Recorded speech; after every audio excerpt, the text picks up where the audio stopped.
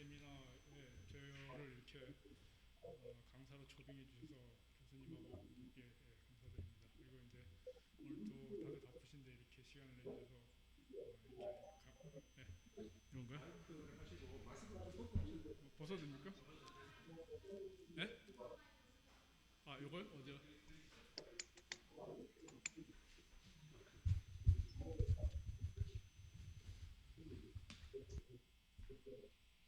예, 더 잘 들리나요? 마이크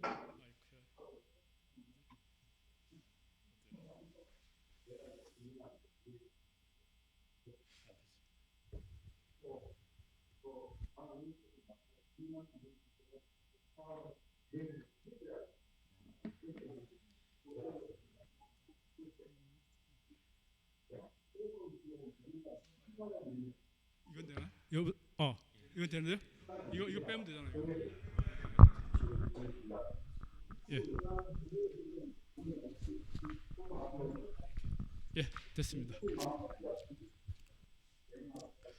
자, 오늘 이제 제가 발표드릴 거는 이 전반적인 에너지, 그러니까 우리 그러니까 국내 국외에서 에너지를 이제 저희들이 생산을 하고 소비하는 어떤 그런 현황과 그다음에 앞으로 이제 몇십 년 후에 지금 쓰고 있는 에너지들의 어떤 사용 트렌드가 그대로 유지될 건가 뭐 이런 것들을 이제 예측하는 그런 시간을 갖겠습니다.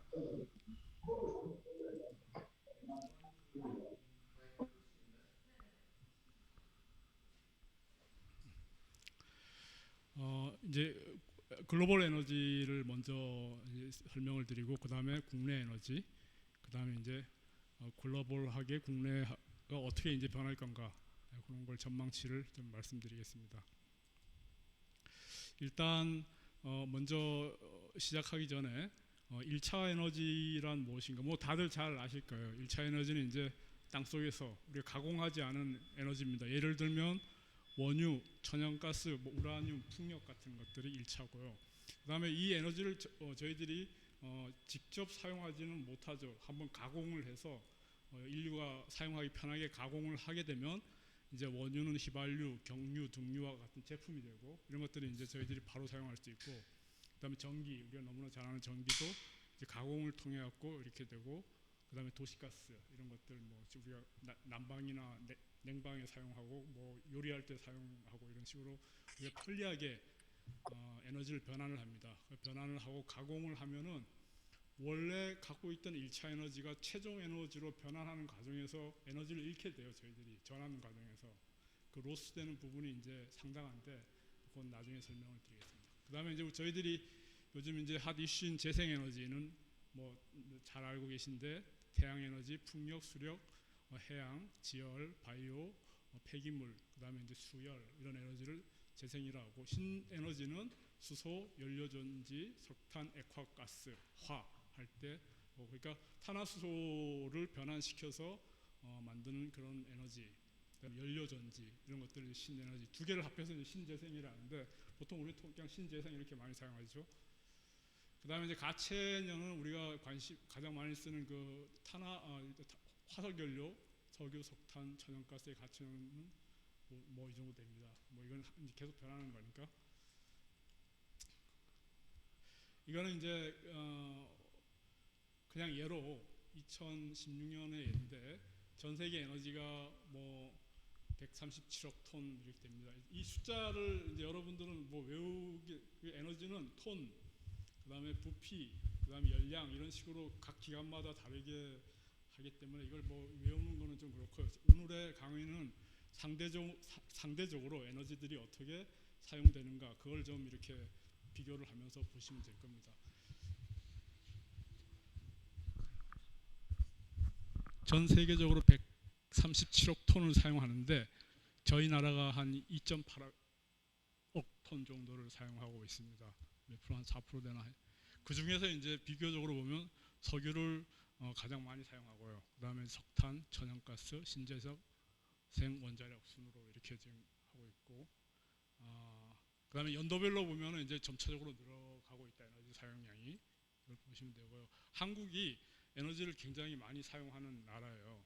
그 OECD GDP 전 세계 GDP로 보면 14위, 지금은 12위 정도인데, 근데 에너지는 다 이 1차 에너지 공급, 그다음에 석유 소비, 전력 소비, CO2 배출이 다 10위 안에 드니까 우리는 좀 에너지를 국가 경제 규모에 비해서 에너지를 많이 쓰는 그런 나라입니다. 그래서 에너지를 더 아껴야 되고 효율적으로 사용해야 되는 게 이제 저희들 숙제고요.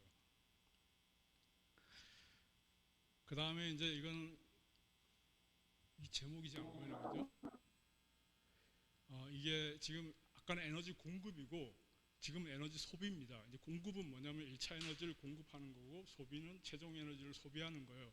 여기서 석유, 석탄, 이제 도시가스, 전력, 기타 이 전력이 들어가게 됩니다. 소비에는 에너지가 이제 전력은 우리가 땅 속에서 캐오는 게 아니라 한번 전환하면서 거쳐서 나온 거니까 전력이 들어가는데 석유 다음에 이제 전력을 가장 많이 쓰는 어떤 이제 우리나라 이렇게 전력을 가장 많이 쓰고 이 전력 부분이 이제 계속 앞으로도 증가하게 되기 때문에 나중에 이제 향후 전망에서도 이 전력 부분을 잘 이제 예의주시해서 살펴보시면 되고 지금 세계적인 트렌드가 그 석유하고 가스 그러니까 세계 글로벌 메이저들이 석유 회사에서 에너지 회사로 되는데 그 에너지에서 전력을 많이 생산해서 파는 그런 회사로 이제 바뀌게 됩니다. 그게 이제 CO2 저기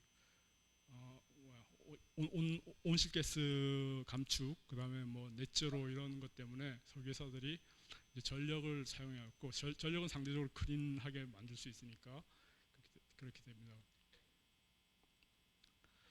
그다음에 이거는 이제 세계적으로 지금 이 제목이 안 보이네요, 그죠?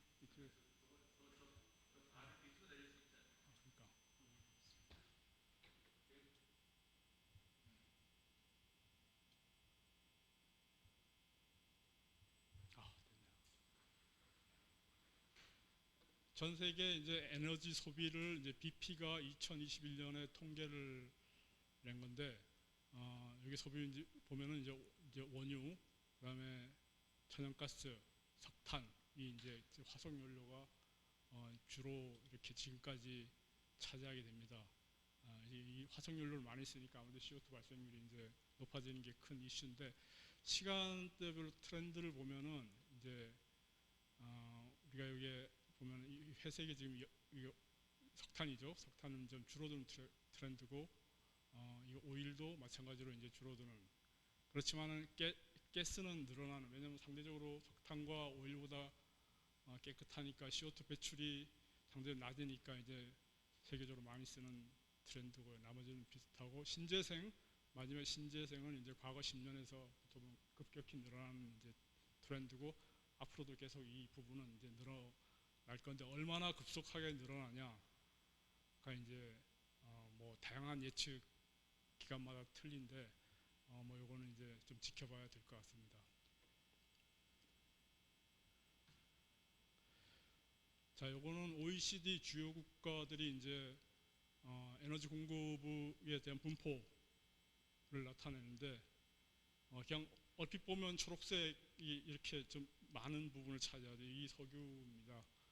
석유는 이제 그 선진국들이 많이 쓰는 이 연료이고 그 다음에 천연가스, 그 다음에 이제 특정 나라 프랑스 같은 경우는 이제 원자력을 여전히 44% 많이 사용하고 있고요. 그 다음에 유럽의 이탈리아 같은 경우는 신재생을 또 많이 사용하고 이제 우리나라 같은 경우는 석탄의 의존도가 굉장히 높습니다. 그래서 이 부분은 좀 감축을 해야 왜냐하면 석탄이 화석연료 중에 CO2를 가장 많이 배출하는 연료니까 좀 감축을 하는 쪽으로 이제 앞으로 갈 것 같고요.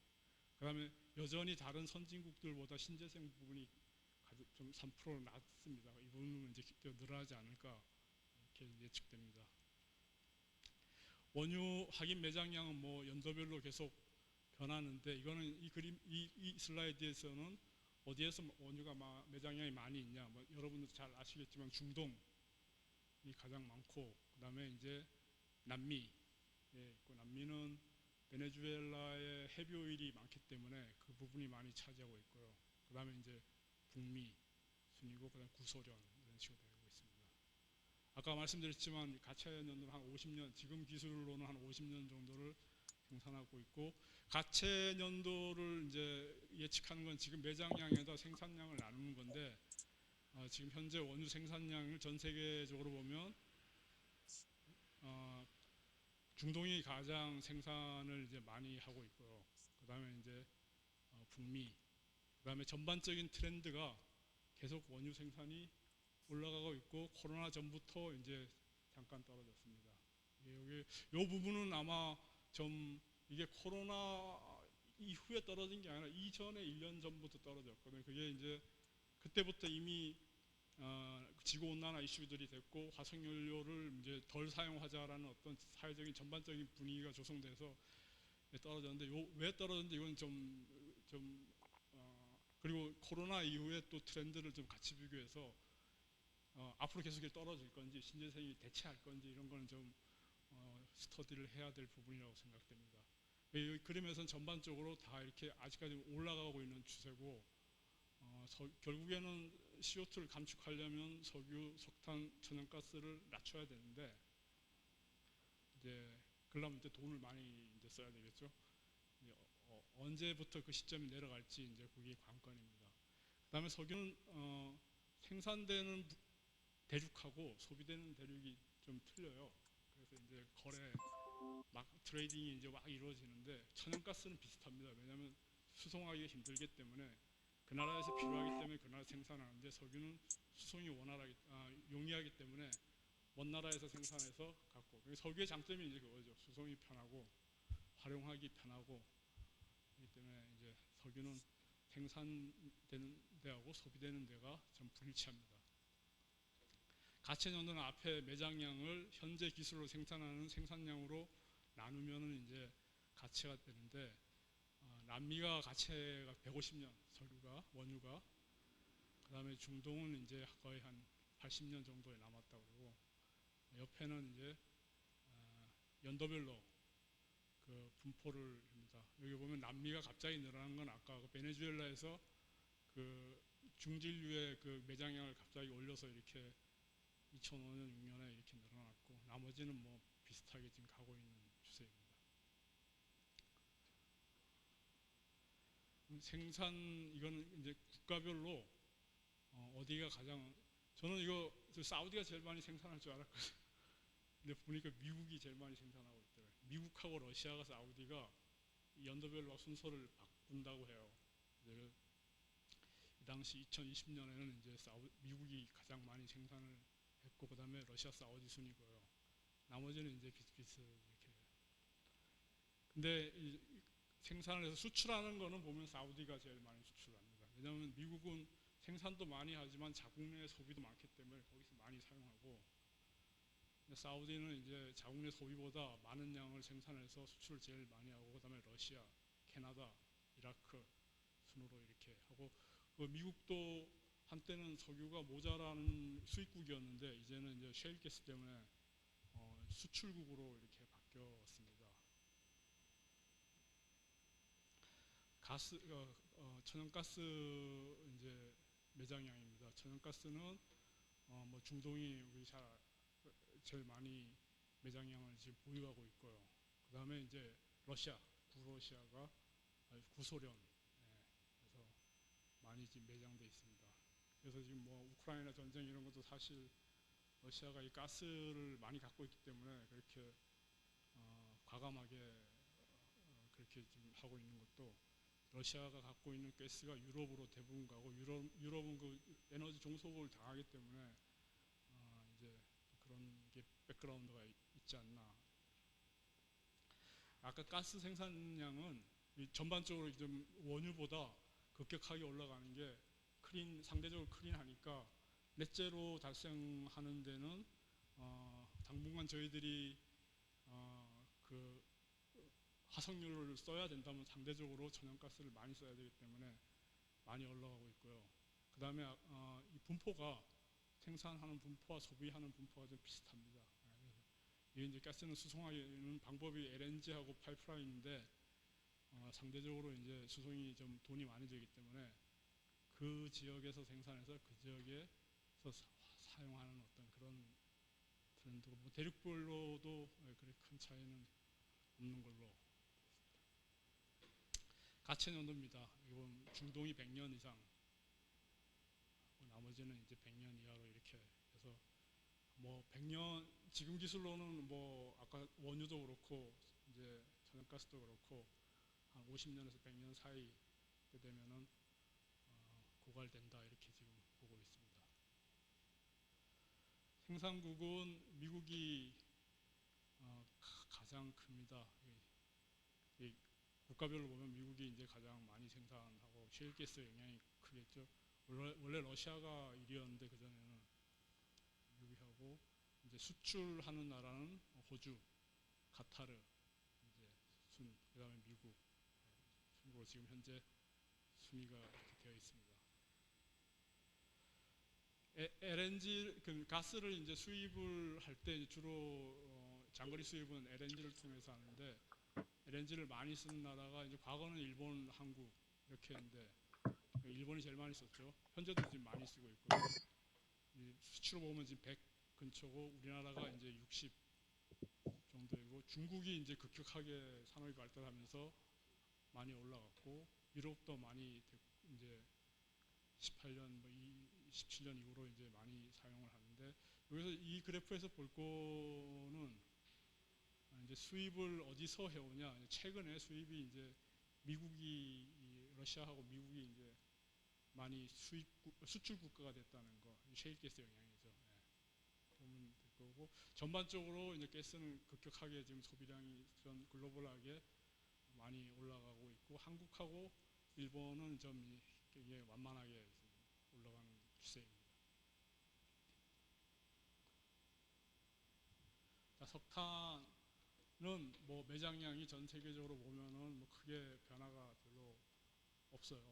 그다음에 중국, 그 아시아에서 이제 많이 매장돼 있고, 그다음에 북미, 구소련 뭐 이런 식으로 해서 분포가 되어 있습니다. 이 생산량하고 소비량을 보면은 이제 뭐 아시아가 굉장히 지금 과거 15년 전부터 이제 올라가는 게 중국의 효과가 큰 거고요. 생산하고 소비는 거의 있지 않을까. 하여튼 중국의 어떤 그 에너지 소비량이 전 세계 에너지 소비를 지금 거의 지배하다 하고 있다고 보면 됩니다.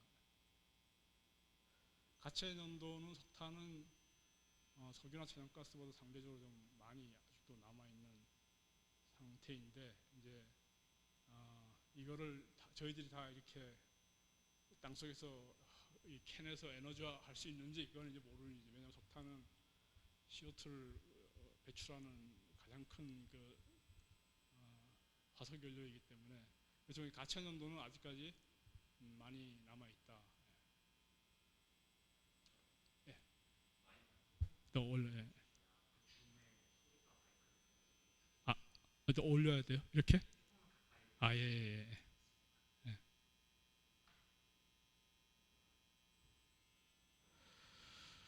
국가별로 이제 생산량은 중국이 월등하게 많은 상태이고요. 그 다음에 석탄 수출은 이제 호주가 많이 하고 있고 인도네시아, 호주 이렇게 해서 지금 1, 2위를 차지하고 있습니다. 그 다음에 이제 참조로 원자력하고 수력의 소비량인데 원자력은 이제 북미 거의 뭐 일정하게 지금 사용량이 유지돼 있고 유럽은 이제 조금씩 이렇게 줄어들고 아마 이 부분을 신재생이 이제 대체를 하지 않을까. 예, 아시아도 많이 상대적으로 많이 사용하고 그다음에 소련 쪽은 이제 그 수력은 또 중국이 아시아가 급격하게 지금 늘어나고 나머지는 이렇게 좀 스테디하게 가는 그런 상태입니다. 자, 재생에너지는 뭐 과거 10년 전부터 지금 급격하게 올라가고 있는 다른 에너지에 비해서 급격하게 모든 대륙에서 급격하게 지금 올라가고 앞으로도 뭐 이렇게 올라가지 않을까 이렇게 예상됩니다. 근데 그 재생에너지 중에서 이제 풍력, 지금 하늘색인 풍력이 많은 부분을 차지하고 2위는 지금 태양력, 이 차지하고 있고요. 이 두 개 부분은 지금 뭐 전 세계적으로 지금 굉장히 빠른 속도로 그 사용량이 증가하고 있습니다. 그 다음에 이제 이게 에너지가 보통 우리가 에너지를 쓰면은 대부분의 에너지는 발전용으로 쓰거나 사용하거나 그 다음에 히팅 그러니까 열을 만들거나 그죠? 그 다음에 수송 그 이 세 가지가 많이 뭐 어떤 분야에 어떻게 쓰이든 간에 발전 그 다음에 수송 열 근데 그 중에서 이제 발전 비중이 굉장히 이제 올라가고 있는 추세거든요. 신재생도 어떻게 보면 전기를 만드는 거니까 발전이 그래서 에너지 각 에너지 원별 발전에 기여하는 부분이 어떻게 되냐 그 추이를 보는 게 지금 이 그래프고요.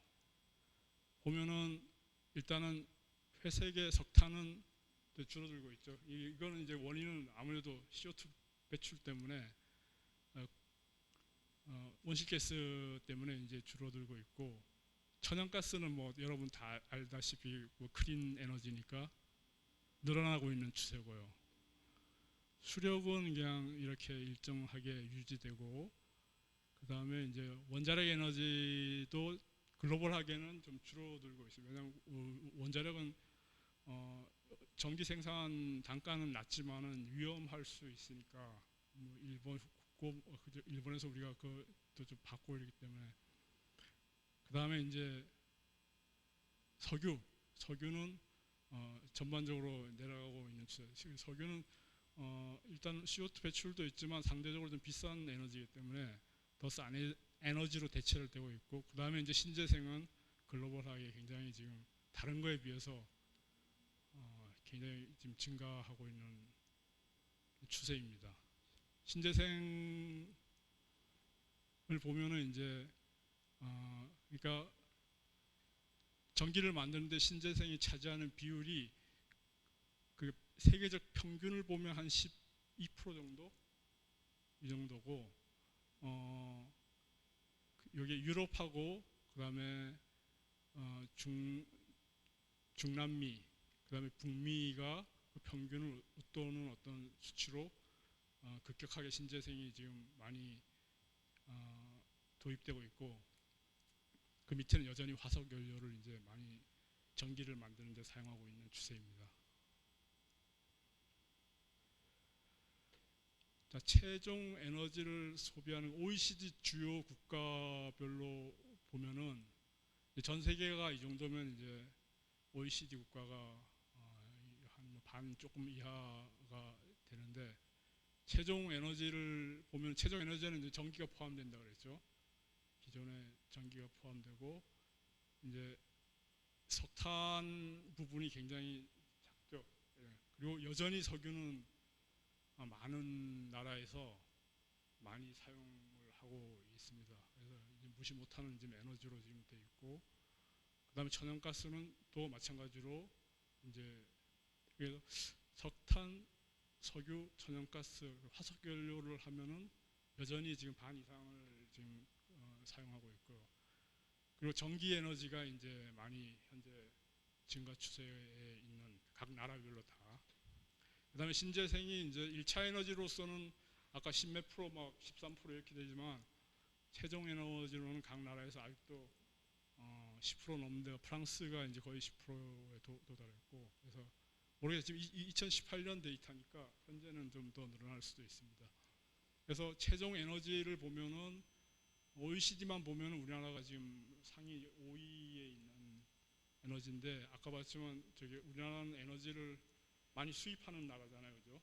93%인가를 수입하기 때문에 좀 저희들이 에너지를 좀 많이 전략을 해야 되는 어떤 그런 현실입니다. 에너지원 발전량을 보면은 이제 석탄, 석유, 천연가스, 원자력, 재생에너지로 전기를 만드는 쪽에 어떤 비율을 보여주고 있는데 미국 같은 경우는 이제 일단은 석유는 모든 나라에서 석유는 전기를 만드는데 비싸게 들어요. 석유는 비싼 에너지이기 때문에 잘 사용을 안 하고 많이 사용하는 게 이제 석탄, 한국, 독일, 미국 이런 데서 터키 석탄이고, 그 다음에 이제 천연가스 많이 사용하고 각 나라별로. 그 다음에 이제 신재생이 회색의 신재생인데 이제 신재생이 굉장히 많이 늘어나고 있는 선진국으로 갈수록 이제 저 부분이 이제 계속 늘어나고 있는데 한국은 여전히 지금 신재생이 다른 데보다는 굉장히 적게 사용하고 있는 아마 이 부분도 이제 저희들도 증가를 시켜야 되는데 어떻게 증가시킬 건가는 이제 그러니까 경쟁력 있게 가격 그 경쟁을 했을 때 신재생이 다른 화석보다 어느 정도 경쟁 우위를 차지해야 되는데 어떻게 차지할 건가 이제 이거는 숙제겠죠. 쉽지는 않을 겁니다. 자, 다음은 국내 에너지로 넘어가겠습니다. 이건 에너지 밸런스라고 해서 뭐 좀 복잡한데 우리가 에너지를 대부분 수입하고 생산을 하잖아요. 그러면 이 도표를 보면 에너지는 원유, LNG, 유연탄, 우라늄, 무연탄 다 뭐 여러분이 알고 그 다음에 국내 생산 부분이 있습니다. 수입하는 부분이 92.8%.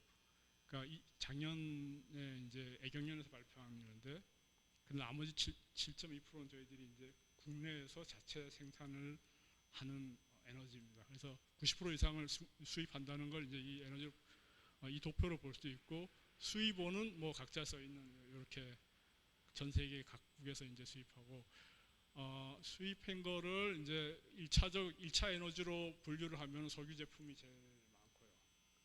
37.7%. 그다음에 유연탄, LNG, 원자력, 우라늄 가격이죠. 무연탄, 이제 수력, 신재생. 근데 이제 국내에서 무슨 에너지가 생산되냐 이거 보면은 일단은 무연탄이 제일 무연탄이 생산됩니다. 아직까지 우리나라에서.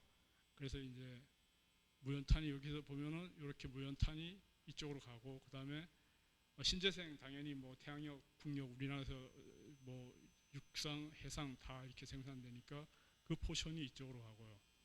그 다음에 이게 석유 제품으로 왜 우리나라에서 석유가 나냐 이렇게 이제 궁금해하실 수 있잖아요, 그죠? 우리나라에 그 동해 가스전이라고 있습니다. 울산 앞바다에 거기에 천연가스도 생산되고 컨덴세이트 원유도 생산돼 아주 미량이지만 그 부분이 이렇게 해서 석유 제품에 굉장히 작은 포션이지만 이렇게 기여를 합니다. 근데 불행하게도 이제 그 동해 앞바다에서 생산되는 천연가스와 컨덴세이트가 작년 말에 이제 생산을 중단했습니다. 종료했습니다. 그래서 내년 그 밸런스 프로에는 이 부분이 없어질 수도 있어요. 그래서 이제 이거는 석유공사 그 다음에 이제 각 그 석유나 에너지를 연구하는 분들이 힘을 합쳐서 다시 이제 우리가 산육으로 들어갈 수 있게 노력을 해야 되는 부분입니다. 어쨌든 이제 그렇게 1차 에너지를 갖고 이제 제품을 만드는데 결국에는 우리가 손쉽게 쓸 수 있는 에너지로 전환을 하게 되고 그 과정에서 이제 도시가스, 열에너지, 전기가 이제 만들어지고요. 그래서 최종 제품에 이렇게 되면 산업에는 우리가 그 석유화학 제품, 나프타, 제가 지금 말씀드리고자 하는 건 이 납사 쪽을 얘기하는 거고, 에너지는 산업, 공장, 그 다음에 가정, 수송, 그 다음에 전기 이런 식으로 이제 최종적으로 사용되고, 이 납사는 석유에서 나오는 제품의 일종인데 이 납사를 갖고 저희들이 뭐를 만드냐면 이제 석유 제품을 온도별로 나누면 이제 그 온도에 따라서 각종 제품들이 나옵니다. 제일 저희들이 친숙한 게 휘발유하고 경유. 이건 우리가 직접 돈 주고 사고 주유소에서 우리가 개인이 이렇게 돈 주고 사는 어떤 그런 제품이고요. 그 다음에 항공유, 뭐 등유 이런 쭉, 그 다음에 중유 뭐 이런 게 있는데 납사라는 제품이 나옵니다. 이게 이 납사를 이용해서 무엇을 만드냐면은 플라스틱, 그 다음에 우리 뭐 폴리에스테르 뭐 이런 폴리 계통의 옷 같은 거 요즘 스포츠 옷도 다 이걸로 만들죠. 타이어, 그 다음에 약, 페인트. 납사는 우리가 잘 모르지만은 납사를 갖고 만든 제품은 너무나 우리 근처에 가까이. 그래서 석유가 다른 그 에너지하고 다른 게 이런 제품을 만들 수 있다는 게 있고 다른 에너지는 이걸 못 만들어요. 그래서 석유를 대체하기 다른 에너지가 석유를 대체하기 어려운 것 중에 하나가 이런 제품들을 만들기 때문에 에너지로서 석유는 단순히 열과 전기를 만드는 에너지뿐만 아니라 이렇게 우리에게 현재 유용한 그 제품들을 만들 수 있는 에너지이기 때문에 좀 다른 에너지하고 틀리다. 그래서 우리나라에서 이제 에너지가 생산되고 국내에서 생산되고 해외에서 수입된 걸 다 합하면은 뭐 여러분들 잘 이렇게 아시겠죠. 석유가 제일 많고 그다음에 석탄, 천연가스, 원자력, 그다음에 이제 신재생. 신재생은 다른 거는 그냥 이렇게 뭐 전반적으로 올라가는 추세인데 다른 포션은 거의 일정하게 유지가 되는데 신재생은 이제 많이 우리나라도 이제 급격하게 다른 부분보다 많이 사용되고 있다. 이거는 국내에서 생산되는 에너지입니다. 보면은 여기 뭐 신재생이 뭐 월등하게 지금 많이 있고 나머지는 이제 석유, 석탄, LNG, 그다음에 수력 이런 것들은 거의 스테디하게 지금 유지가 되는 상태입니다. 해외에서 이제 수입되는 것들은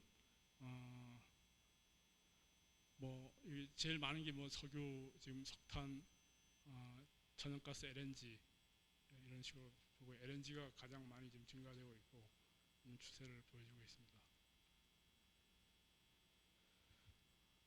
그 에너지 이제 소비면 국내 에너지를 소비하면 여전히 뭐 전반적으로 이제 늘어나고 있는 추세이고요.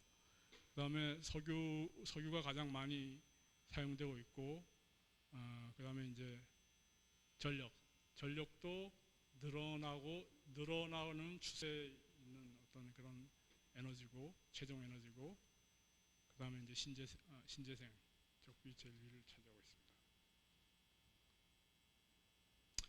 자, 우리가 가장 많이 사용되고 있는 석유의 이제 이게 통계 자료입니다. 통계 자료인데 여기 보면은 원유 수입량이 세계 3위라고 해요. 저희 나라가 굉장히 많이 하고, 그다음에 정유 능력이 이제 세계 5위.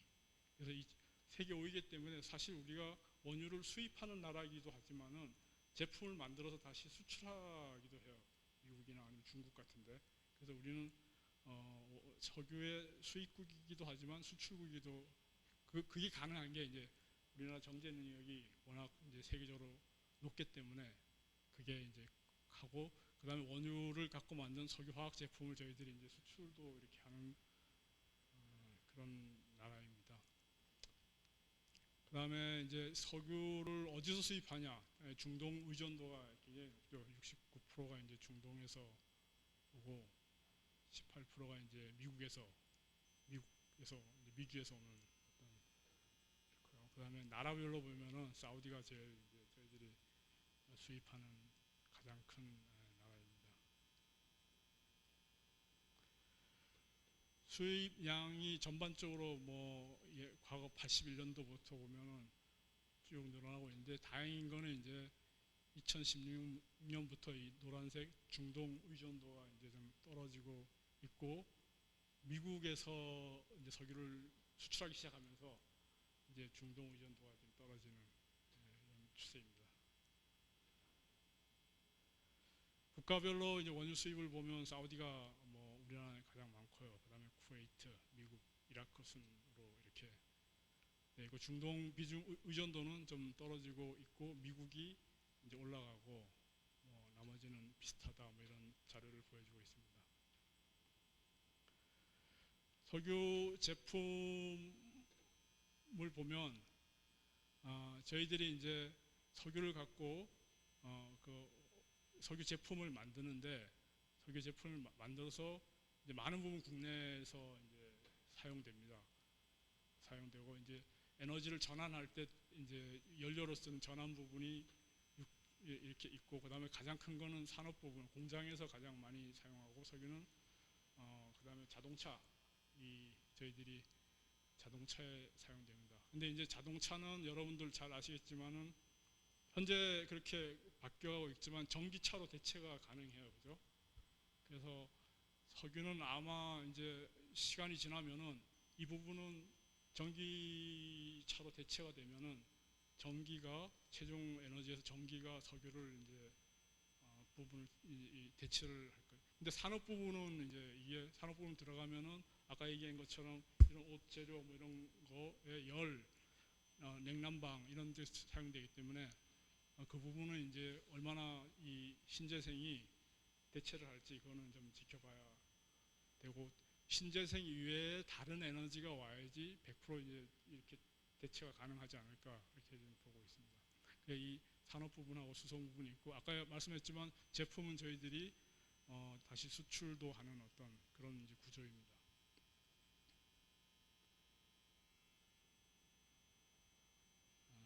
이거는 지금 뭐 거의 아까 말씀드렸고 석유를 갖고 지금 산업 부분이 62%를 하기 때문에 이 부분을 대체하기에는 이제 신재생이 좀 쉽지 않을 거다.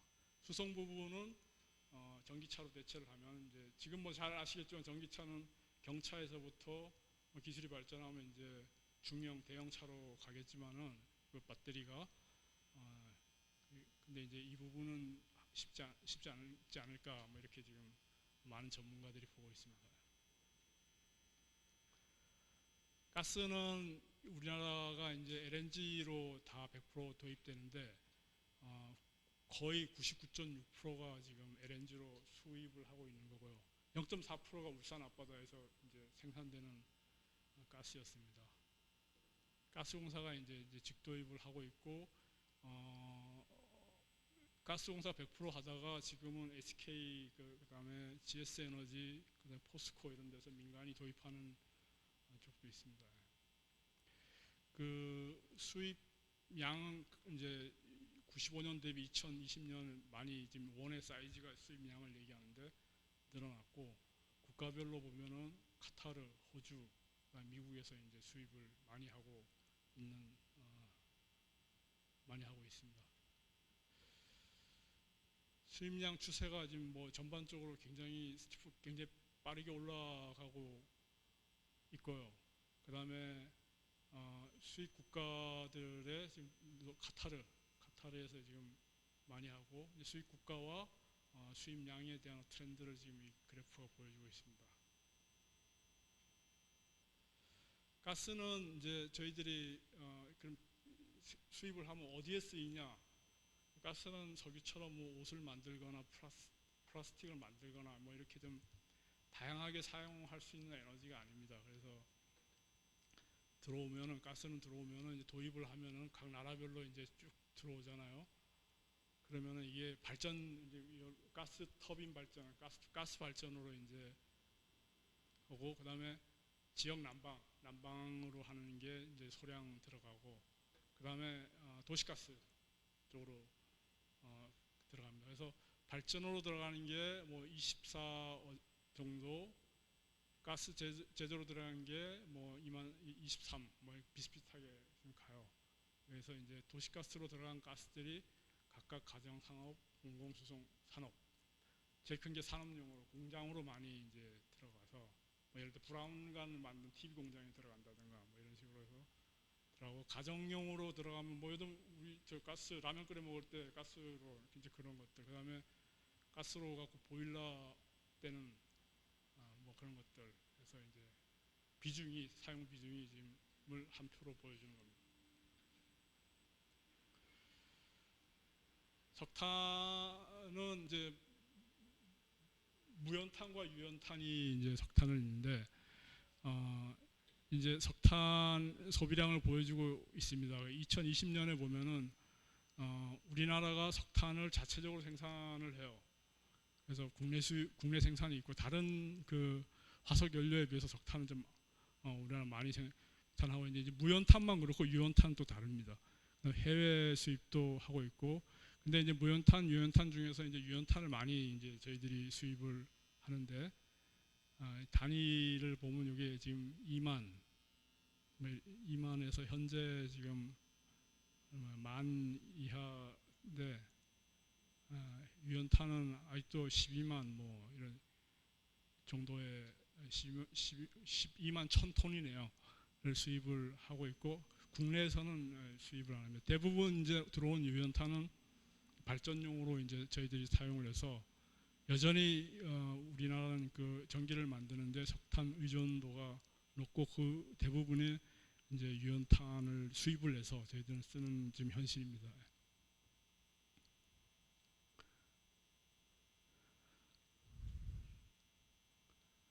자, 요거는 이제 우리나라 신재생 에너지 사용량을 좀 요약한 도표인데 신재생 비중이 1990년에 2.1%에서 2020년에 6.7%뭐 늘어났다.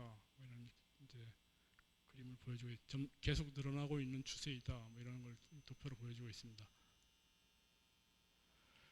우리나라에서 이제 신재생을 그럼 어디서 많이 만들고 있냐? 신재생 에너지를. 그다음에 신재생 에너지 종류가 뭐 어떻게 있냐 이런 걸 지금 한 그림으로 보여주고 있는 겁니다. 발전용 신재생 에너지의 발전 용량인데 이게 지금 하늘색이 태양광. 그러니까 전 세계에서 아까 보면은 전 세계적으로 보면은 이제 풍력이 가장 큰 부분을 차지했는데 우리나라는 태양광이 지금 가장 많은 부분을 차지하고 있고요. 그 다음에 수력 에너지, 그 다음에 이제 풍력 이런 식으로 분포를 하고 있습니다.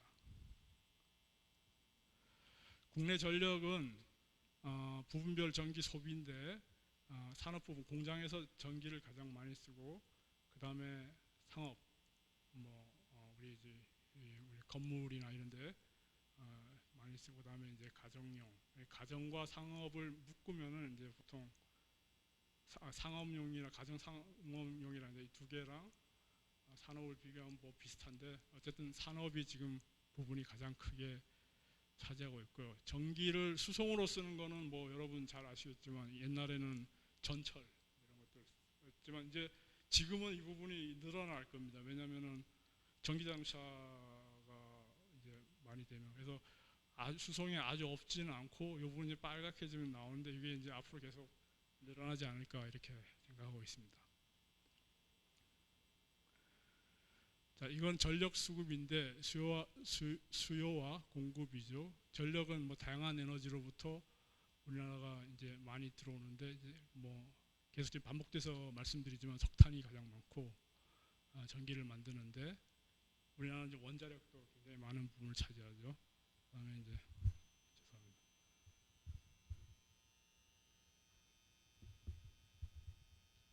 천연가스, 네. 그러니까 많은 부분을 이제 발전용으로 사용되고 생산된 전기는 이제 산업용, 그다음에 상업, 가정용 순으로 이제 소비가 되고 있는 걸 보여주고 있습니다. 이게 이제 그 광역시별로 보면 어디에서 전기를 가장 많이 이게 전기를 만드냐를 지금 보여주는 그래프인데 충남에서 많이 있습니다. 거기 보면 보령 화력발전소들이 이제 그쪽에 많이 분포되어 있지 않습니까? 그래서 충남에서 이제 화력발전소 지금 석탄을 갖고 만드는 발전소가 있고, 그다음에 이제 뭐 경북의 원자력, 인천의 LNG 뭐 이런 식으로 해갖고 지금 그 전기를 만드는 그 연료별, 그다음에 도시별로 어떻게 전기를 만드는지를 지금 보여주고 있고 충남, 경기, 경북 순으로 우리나라는 이제 전기를 많이 만들고 있다. 자, 지금 이제 지금까지는 현재까지 그 1차 에너지를 세계적으로 그다음에 국내에서 어떻게 사용되고 있는지를 현황을 말씀드렸고요. 그럼 앞으로 이제 관심은 이제 지금부터인데 이걸 예측을 이제 잘 해야 되는데 이거를 이제 각 기관들마다 이제 예측을 하고 있습니다. 이제 세계 뭐 BP나 이제 뭐 그 IEA, EIA 등 뭐 오펙 이런 데서 이제 해년마다 그 통계자 지금까지 통계 자료를 기반해 갖고 이제 앞으로 한 50년까지 넷제로를 달성하기 위해서 어떻게 에너지를 사용할 것인가를 이제 다양한 소스를 이용해서 예측을 하는데 결론부터 얘기하면 각 기관별로 예측치가 틀립니다. 다 틀리는데 아주 많이 틀린 데도 있고, 근데 대부분 트렌드는 비슷합니다. 신재생을 많이 써야 된다. 화석연료는 많이 줄여야 된다.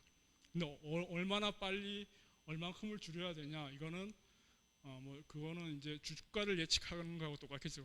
쉽지 않은 거고, 그거는 이제 그 국가의 의지, 그 다음에 이 최종 에너지를 사용하는 사람들의 어떤 그런 뭐 의지, 뭐 이런 것들이 다 되고, 물론 이제 거기에는 경제성도 들어가고 다양하게 들어가는데, 그래서 이제 예측을 했는데 이제 그 부분을 한번 보여드리겠습니다.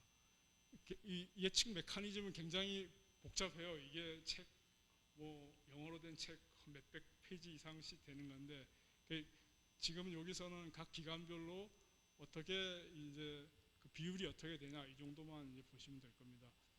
BP는 석유회사인데, 석유회사가 이제 BP는 해년마다 BP 통계 자료를 발표를 하는데, 그 중에서 이제 향후에 어떻게 우리가 에너지를 쓸 건가에 대해서 합니다. 이게 지금 BP 최근 자료에 나온 어떤 자료를 이용해서 보면은 2019년에 이제 에너지 사용량이 이 정도 되죠. 공급량이. 그 중에 이제 석유가 제일 많고, 그 다음에 전기, 우리가 뭐 지금까지 계속 공급한, 그 다음에 천연가스, 석탄, 그 다음에 이제 이 보라색 위에 신재생 재생에너지 이제 이렇게 되는데, 그러면은 2050년에는 어떻게 될 건가? 이제 50년이 냈죠. 모든 국가들이 지금 발표하는 탄소 중립의 어떤 그 타겟 연도인데, 그래서 다양한 시나리오가 있는데, 그냥 그대로 가면 그냥 쭉 많이 쓸 거다. 뭐 이제 진짜 우리가 인류가 열심히 해갖고 CO2의 어떤 배출을 최소화시키자 하는 게 이제 넷제로 방안이에요.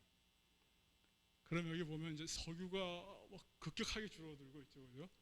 석유, 그 다음에 천연가스, 콜, 석탄, 이 화석연료 삼형제가 현재 지금 여기 300에서 보여지는 게 100 이하로 떨어져야지만 넷제로를 달성할 수 있다. 물론 지금 2020년이니까 앞으로 30년 후인데, 이렇게 해서 이제 모든 그 현재의 어떤 에너지 인프라스트럭처가 화석연료 위주로 만들어진 것들이 급격하게 변해갖고 이제 다른 에너지로 되고, 여기 보면은 신재생 에너지도 뭐 이렇게 포션이 제가 보기에는 크게 늘어나긴 늘어나는데, 전기 에너지가 이제 가장 많이.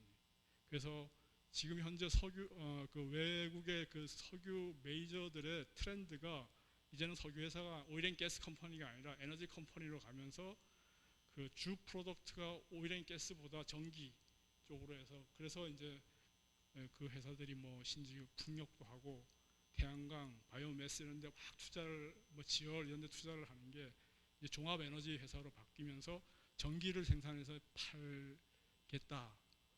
뭐 그래서 이제 우리나라도 에너지 회사들이 이런 쪽을 한번 좀 이렇게 생각을 해야 되지 않을까. 물론 우리 양 교수님께서 저 석유공사를 근무하실 때 우리 석유 회사를 전기 에너지로 할 수 있게 처음에 이제 하셨어요. 그래서 저희들이 시작한 게 풍력, 해상 풍력 그 전기 사업을 처음 하셨던 어떤 그 실적을 갖고 계시고, 그 다음에 이제 전기는 아니지만 어쨌든 넷제로를 하기 위해서 저희들이 해야 되는 게 CCS 사업인데, 그 사업도 이제 본격적으로 이제 하신 그런 실적을 갖고 계십니다.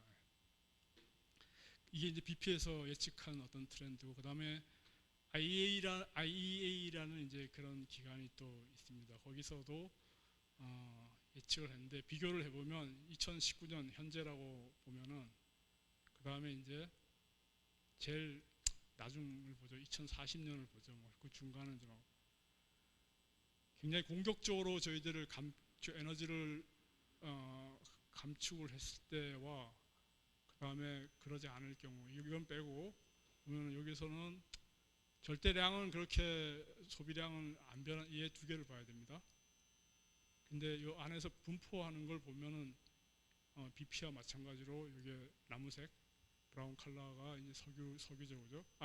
콜 많이 줄고 석유는 줄긴 줄었는데 이렇게 안 줄고 여기서는 이제 어디야 바이오매스 6.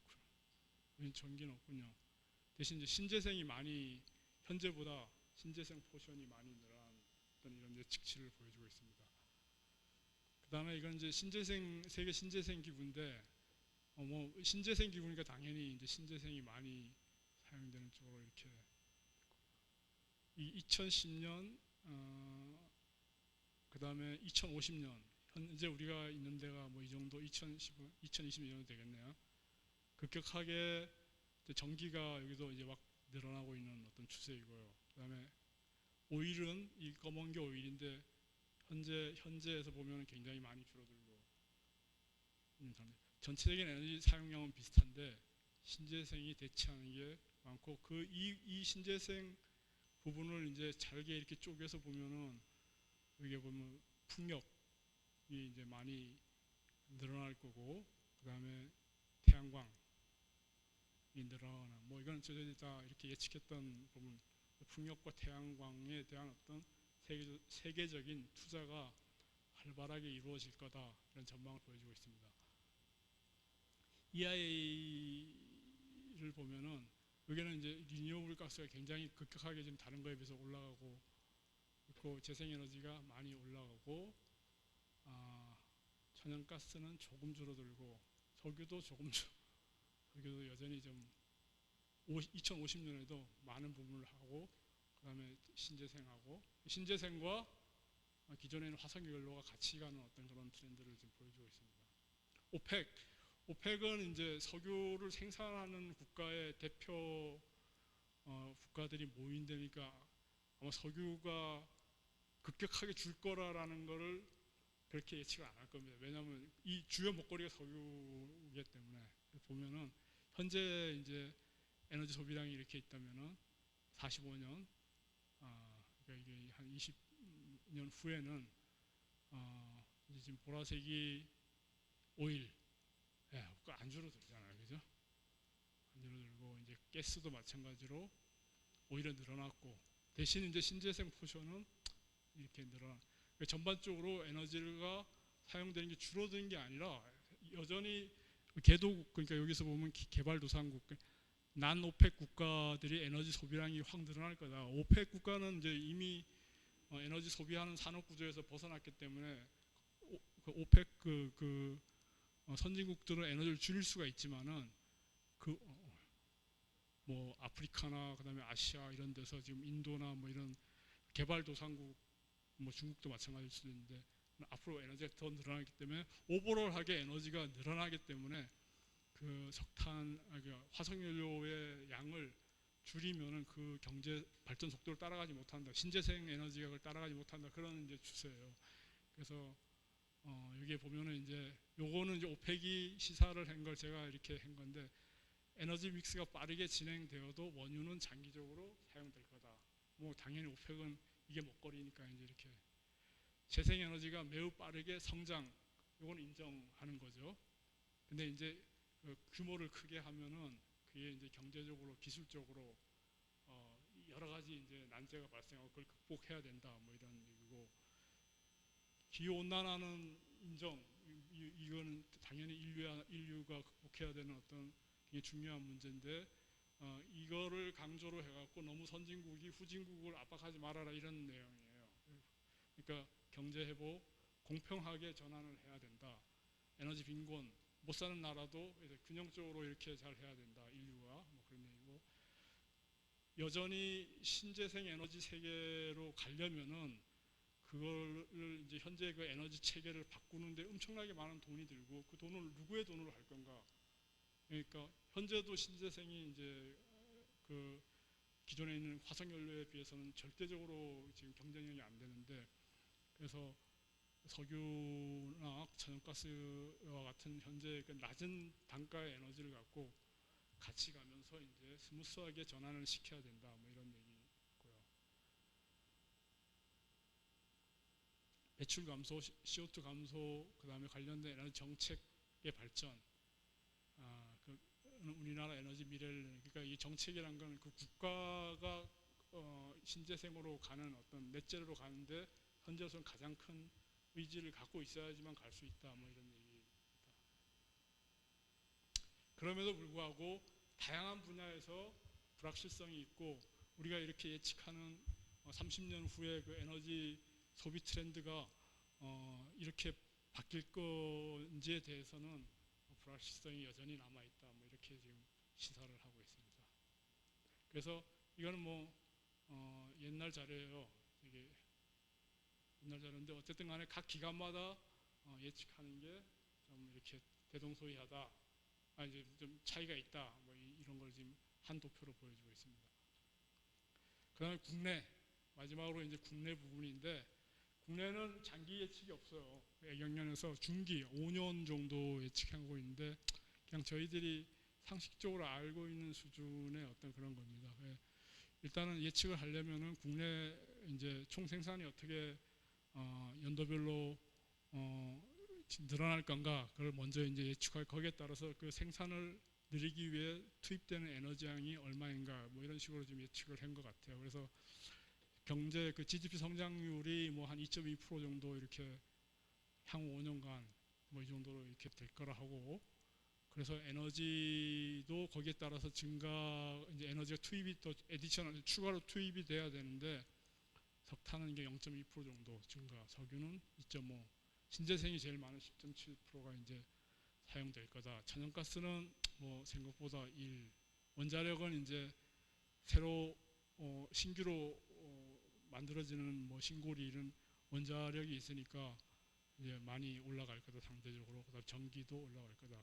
신재생의 상승을 가장 많이 예측을 했고, 이제 부분별로 그러면 어떻게 올라갈 건지 뭐 거의 뭐 이렇게 예측했습니다. 그래서 우리나라도 짧게지만은 계속해서 신재생이 늘어날 거다 이렇게 예측했습니다. 이만 제가 준비한 발표를 마치고 질문 받겠습니다.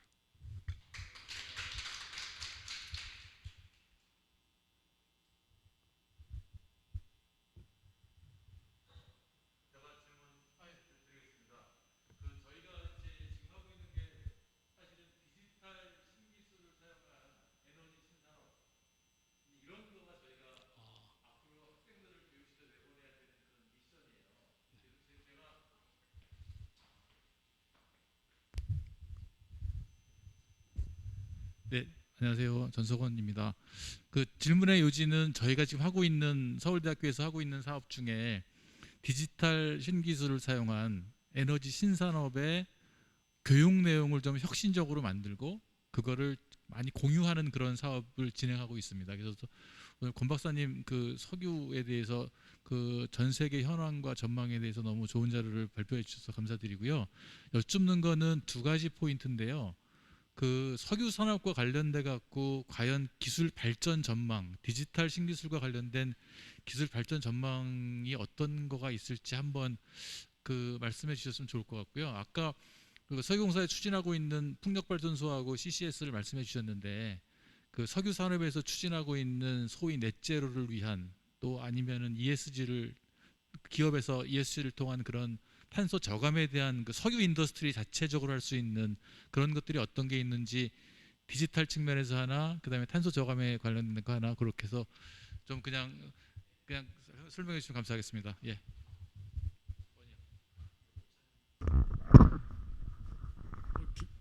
굉장히 좋은 질문, 어려운 질문을 해주셔서 감사드립니다. 일단 디지털 쪽은 제가 이제 우리 전 양수영 사장님하고 같이 일하면서 그쪽 하는 걸 석유공사가 이제 그 추진했던 쪽을 조금 말씀드리. 뭐 디지털 쪽은 굉장히 광범위한 또 다른 큰 사업 분야지 않습니까, 그죠? 근데 이제 상대적으로 제가 보기엔 다른 산업보다 디지털 산업이 석유 오일앤가스 산업에 좀 늦게 도입한 것 같아요. 왜냐하면 오일앤가스 디지털은 예를 들어 갖고 우리가 그 땅속에 있는 어떤 파라미터 하나를 구하기 위해서 2천만 불, 3천만 불 이렇게 시출을 해서 데이터를 얻거든요. 사실은 물론 많은 데이터도 얻고 사이즈밍을 하기 위해서 몇 천만 불씩 이렇게 투입을 하기 때문에 그 데이터의 가치가 굉장히 다른 데보다 높아요. 사실은. 그래서 그걸 공유하기가 쉽지 않아요. 디지털화를 하려면은 그 DB가 일단은 빅데이터가 돼야 되지 않습니까? 그죠? 몇 개 갖고 되는 게 아니라 굉장히 많은 빅데이터를 갖고 그거를 기존에 우리가 컨벤셔널 방법으로 계산하는 게 아니라 이렇게 뭐 머신러닝이나 뭐 이런 걸 통해 갖고 이제 하는 건데, 그래서 일단은 석유 쪽에서 이 데이터를 서로 공유하는 게 먼저 돼야 되는데 그게 어려워서 아마 좀 늦게 된 것 같고요. 그 다음에 이제 저희가 그럼에도 상대적으로 우리가 석유를 보면 탐사, 시추, 개발, 생산 이런 쪽에 데이터들이 많이 있지 않습니까? 그죠? 그 중에서 3D 탐사 쪽의 데이터가 다른 분야보다 상대적으로 많은 것 같아요. 그래서 그 데이터가 많다는 것은 빅데이터를 갖출 수 있고 그 빅데이터를 활용해서 디지털화 시켜갖고 우리가 그걸 이제 4차 산업의 그 머신러닝이나 AI를 통해 갖고 뭔가 새로운 걸 분석할 수 있고, 그래서 저희 회사가 이제 한 2, 3년 전부터 외부 기관들하고 같이 해서 현재 국내에 있는 우리가 그동안에 몇십 년 동안 이렇게 탐사를 통해 갖고 얻는 국내의 탐사 시추 자료를 갖고 그냥 DB화를 시켰는데, 그거를 이제 뭐 사실 DB화 하는 데는 돈도 많이 들고 기간도 많이 들고 많은 그 에너지도 소비가 되는데 그걸 활용을 사실 잘 상대적으로 그만큼 하지 않기 때문에 그걸 한번 DB화를 DB된 걸 한번 디지털로 해서 분석을 한번 해보자 하는 작업을 했습니다. 예. 하고 지금 현재 지금 하고 있고요. 그래서 제가 보기에는 그 석유 산업의 디지털 산업으로 이렇게 전환할 수 있는 부분이 이제 일단 하기 위해서 먼저 어떤 데이터를 가장 많이 갖고 있냐를 먼저 분석을 해야 되고, 그 데이터가 분석 가능한 데이터인지부터 좀 이렇게 체크를 해야 되는데, 제가 보기에는 가장 많은 데이터가 이제 사이즈믹 데이터 뭐 이런 쪽이 아무래도 많기 때문에 그쪽 부분이 좀 이렇게 발전을 하지 않을까, 다른 쪽보다. 예, 그렇게 좀. 왜냐하면은 다른 쪽은 기존에 있는 컨벤셔널 방법으로 예측을 한 거를 머신러닝을 통해서 예측한 그 솔루션이 어떻게 보면 정확히 떨어질 수 있는데, 사이즈믹이나 이런 거는 불확실성이 워낙 많기 때문에 인간이 보지 못한 어떤 차원을 그런 머신러닝을 볼 수 있을 수도 있기 때문에 그쪽 분야가 좀 발전하지 않을까 저는 개인적으로 그렇게 생각하고 있습니다. 두 번째가 뭐였죠, 근데? 탄소 저감과 관련된 네. 네. 석유 인더스트리에서 할 수 있는 탄소 저감 이슈. 이것도 뭐 개인적인 거예요. 개인적인 건데, 일단은 석유 회사를 이제 탄소 제로로 가기 위해서는 막대한 돈이 들어가지 않습니까? 그 돈을 어디서 저희들이 이제 끌어올 수 있냐? 그리고 그 탄소를 그러면 이렇게 대기 중으로 배출한 사람이 누군가? 그 책임감이죠. 석유 회사들이죠. 석유 회사는 탄소를 배출하고 그걸 석유를 팔아갖고 돈을 많이 벌어오지 않습니까? 그 돈을 환원을 해야 되는 거고, 그렇기 때문에 도덕적으로 보나 그다음에 돈을 그 경제적으로 그 돈을 이렇게 뭐라 그러죠? 이렇게 할 수 있는 어떤 능력이 아무래도 석유 회사고요. 그래서 이제 그럼 석유 회사가 석유나 천연가스를 지속적으로 생산을 하면서 탄소 중립, 그러니까 탄소를 우리가 포집해갖고 이렇게 제거를 할 수 있는 그런 능력, 그런 걸 종합적으로 봐서는 이제 석유 회사가 해야 되는데, 그렇게 하기 위해서는 이제 1차적으로 제일 하기 쉬운 방법이 아무래도 CCS고, 그래서 이제 많은 석유 회사들이 탄소 중립을 하기 위해서 CCS 프로젝트를 굉장히 많이 활성을 할 것 같아요. 왜냐하면 그게 가장 현재 기술로서 가장 쉽게 할 수 있고 CCU보다 할 수 있고, 그다음에 이미 석유 회사들은 지중해 격리할 수 있는 그 지층을 뭐 그게 고갈된 저류층이든 아니면 그 인근에 있는 뭐 염대수층이든 거기에 대한 인포메이션과 그 자산을 갖고 있기 때문에, 그다음에 그 CO2를 주입할 수 있는 하기 위해서 무슨 시설이 있어야 되는데 그 시설은 이미 석유 회사들이 인프라스트럭처로 갖고 있기 때문에 다른 회사보다 값싸게 할 수 있고 쉽게 할 수 있기 때문에 CCS를 하고, 장기적으로 봐서는 이제 CCS와 연계된 뭐 수소 산업 같은 것들, 그래서 수소도 하나의 신재생으로 본다면은 풍력, 그다음에 이제 그 아까 얘기하는 그 태양력보다 더 경쟁력을 가질 수 있는 수소, 그것도 이제 그런 장기적으로 봐서는 그런 쪽으로 가지 않을까 이렇게 생각하고 있습니다. 네, 감사합니다.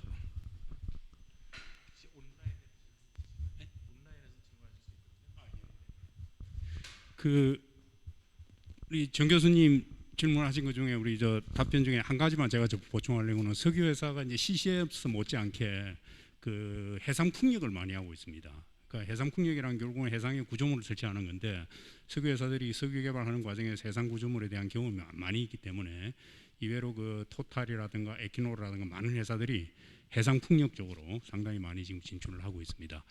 그다음에 그 아까 설명할 때 그 디지털 그 석유 개발 기술에 관련해서 우리 권 박사님도 언급하셨지만은 석유공사가 굉장히 많은 자료를 가지고 있는데 그게 컨피덴셜 그 비밀 유지해가지고 그동안 다 가지고 있었어요. 그래서 제가 이제 그 재직하는 동안에 그러지 말고 좀 공유를 하자. 그래서 우리가 데이터 리스트를 다 만들어 가지고 다 뿌렸어요. 그래서 혹시 지금 오늘 여기 강의 들으시는 그 다른 대학에 계시는 분들도 그 내용을 잘 알고 계시지만은 혹시 또 잘 모르셨던 분은 석유공사에 접촉을 하시면은 국내 대륙붕 자료를 다 무료로 다 얻을 수 있습니다. 그리고 현재 이제 운영 중인 광구 동해 가스전은 이제 규정상 그 유출 못하게 돼 있어요. 그런데 이제 작년부로 동해 가스전 또 이제 생산이 끝났으니까 물론 또 어느 정도 유예 기간이 있을 텐데 조만간 동해 가스전에 굉장히 유용한 자료들이 이제 많이 그 공유가 될 겁니다. 그래서 좀 많이 이용해 주시길 바라겠습니다. 예. 혹시 또 다른 질문 있으면 하시죠. 감사합니다. 저는 지금 서울대학교 환경동아리인 CR에서 활동하고 있는 기계공학부 신예경입니다. 우선 저희 동아리에서 이제 에너지 관련된 얘기를 정말 많이 하는데 항상 결론으로 나오는 것이 덜 써야 된다라는 말이 나오는 것 같아요. 그래서 에너지를 덜 쓰고 뭔가 어떤 것이든 자원 소비를 덜 하는 게 제일 중요하다는 생각을 갖고 있는데, 이제 에너지를 공급하는 입장에서는 이제 더 저렴하게 더 좋은 에너지를 공급하셔야 되는 입장이다 보니 이제 소비를 줄여야 된다는 주장은 조금 이제 어떻게 대응하실까 좀 궁금한 점도 많고 그랬는데, 특히 이제 석유나 이제 화석 연료 같은 경우는 제일 먼저 줄여야 될 걸로 많이 얘기가 되는 만큼 어떻게 이제 대응을 하고 계신지 그게 궁금합니다. 굉장히 이거는 국가적인 차원으로 해서 답변을 해야 되는 건데, 그러니까 이제 질문의 요지가 줄여야 되는데 이제 석유의 회사들은 그렇게 그걸 거기에 동의를 하냐 뭐 이런 그런 질문이. 네, 맞습니다. 그러니까 그 이제 에너지 사용을 줄인다는 건 아까도 말씀드린 1차 에너지 뭐 최종 에너지 여러 개가 있으니까 그 전체를 다 줄여야 된다고 이렇게 전망을 하는 데도 있고요. 오펙 같은 경우는 그건 그럴 수 없다. 왜냐하면 계속 기술은 발전하고 산업은 발전하기 때문에 지구는 발전한 쪽으로 가기 때문에 토탈 에너지는 늘어난다. 그 중에서 이제 석유 부분이 줄어들 거다. 뭐 이렇게 이제 예측하는 게 있는데, 이제 저는 뭐 완전 그 미래 에너지에 대한 그 전문가는 아니지만 저 석유에 대해서는 이제 제가 전문가니까 아까도 얘기했지만 에너지 전환을 위해서는 그 많은 양의 그 새로운 돈이 투입돼야 됩니다. 그 현재 있는 예를 들어갖고 비행기, 탱크 이런 게 다 석유를 쓰는 게 다 나중에 바뀌어야 되겠죠. 뭐 전기를 쓰든 수소를 쓰든 그런 식으로 이렇게 현재 있는 이 에너지 인프라스트럭처를 지구상에 있는 걸 다 바꾸려면은 누군가가 그 돈을 대야 하는데 그거는 그 막대한 돈이 앞으로 30년 동안 바뀌어질 건가? 그건 이제 그래서 어쨌든 간에 에너지 전환은 가야 돼요. 인류를 위해서, 후손들을 위해서 CO2는 해야 되지만은 그 막대한 돈을 누가 될 건가? 그거는 제 생각은 그 CO2를 땅속에서 꺼낸 그 석유 회사들이 도덕적으로 투입을 해야 되고요. 그다음에 그 사람들이 갖고 있는 기술이 앞으로 그걸 전환할 수 있는 기술과 많은 부분 유사하기 때문에 그분들이 이제 그거를 갖다가 해야 되는데 정확하게 어떤 방법으로 해야 된다는 거는 사실은 그거는 뭐 지금 여기서 제가 말씀드릴 수 있는 건 아니고 분명한 거는 에너지 전환, 탄소 제로는 가야 되고 그 초기에 그 가는 단계에서 석유 회사들이 큰 역할을 해야 된다. 그게 이제 석유 회사 입장에서는 조금 이익을 덜 취하더라도 도덕적으로 인류를 위해서는 뭔가를 그렇게 해야지 가지 안 그러면은 계속 그냥 말로만 가자 이렇게 되지 않을까 그렇게 생각됩니다. 감사합니다.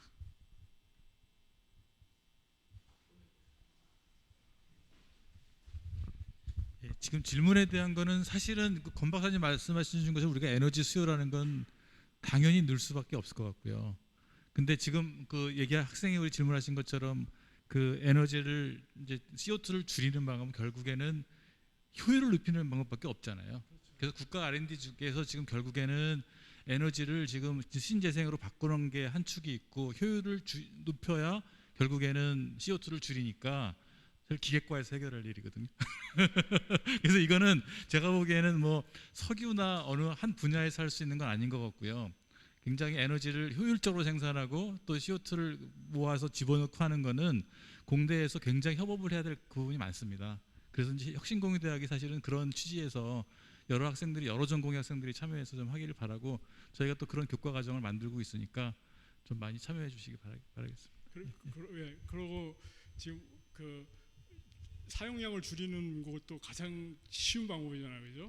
그래서 우리나라 같은 경우는 지금 전기료하고 가스료가 굉장히 상대적으로 싸요. 사실 그거를 올리면은 자동으로 이제 줄어들 건데 또 국가는 또 그렇게 함부로 못 하잖아요, 그죠? 모든 건 균형 있게 가야 되기 때문에 제일 쉬운 거는 세금이나 뭐 그런 뭐 전기나 에너지 이용료를 올려버리면은 그래도 조금 춥게 살고 약간 덥게 살고 이렇게 살면은 또 뭐 할 수 있는데 그거는 또 생각을 해봐야 되는 부분입니다. 네.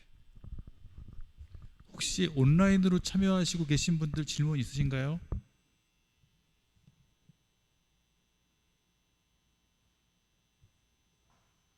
없으신 것 같은데 마무리하셔도 될 것 같아요. 예, 오늘 우리 권 박사님 좋은 강의 해주셨고 또 이 질의응답 시간 좋은 시간을 가졌습니다. 다음 강의는 5월 12일에 그 기후 변화 대응을 위한 에너지 전환의 필요성이라는 제목으로 그 혁신공유대학의 오대균 개공 교수님께서 강의를 해주실 테니까 여기 계신 분들 물론이고 주변에 많이 또 홍보를 하셔서 많이 참석할 수 있도록 해주시기 바랍니다. 예, 수고하셨습니다. 우리 권 박사님 박수로. 예, 예.